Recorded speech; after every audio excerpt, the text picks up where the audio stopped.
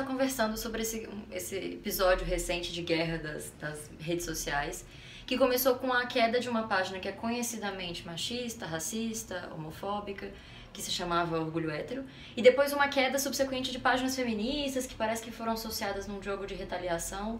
A gente não sabe os detalhes, não é exatamente o que a gente queria discutir, quem atacou quem, digamos assim, mas a gente queria discutir esse contexto, né? Há uma defesa de que qualquer página que diga qualquer coisa tem que existir, tem que poder existir porque é liberdade de expressão. E tem muitos de nós dizendo não, mas tem que ter limite para isso porque tem discursos altamente preconceituosos, ofensivos aí. Como é que a gente se posiciona nesse debate?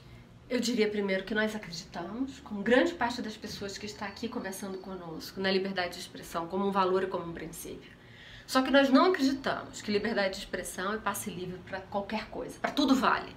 Inclusive para discriminação, como práticas racistas ou homofóbicas. Isso que você chamou de limite, eu chamaria quase que de práticas civilizatórias. Aquilo que nós não diríamos às pessoas cara a cara.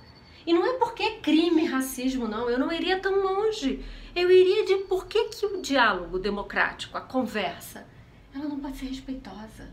Alguém perguntar, será que faz sentido ter orgulho hétero? Outros vão dizer não, sim. Por que não argumentar? Sim. E esse me parece que é o espaço permanente dos comentários. Sim. É que há talvez também alguns componentes dessa ideia da internet que complicam a conversa. Primeiro que é uma tendência jocosa, a gente até tem uma discussão da etiqueta da internet que a gente diz como lidar com os haters, com os trolls, que é não alimentar, tentar deixar quieto. Mas tem também essa ideia de que parece que as pessoas sentem que tem mais liberdade, que ninguém tá vendo muito bem quem são elas, e que então a gente pode dizer qualquer coisa na internet que tá tudo bem. Mas eu diria que isso é quase covardia, né? Sim, é isso, covardia. Né? É uma covardia. Como o outro não está me vendo, a outra não sabe quem sou eu vou dizer coisas que eu jamais diria. Inclusive meus vizinhos que vão ter aqueles atributos aos quais está se fazendo, não é graça, mas humilhação. Sim. Então a pergunta é se liberdade de expressão nos levaria para práticas discriminatórias, humilhantes, vexatórias. Eu acho que todas nós, não importa que lado que nós venhamos a estar, nas grandes questões, nas questões sensíveis, nós vamos concordar com isso. Sim.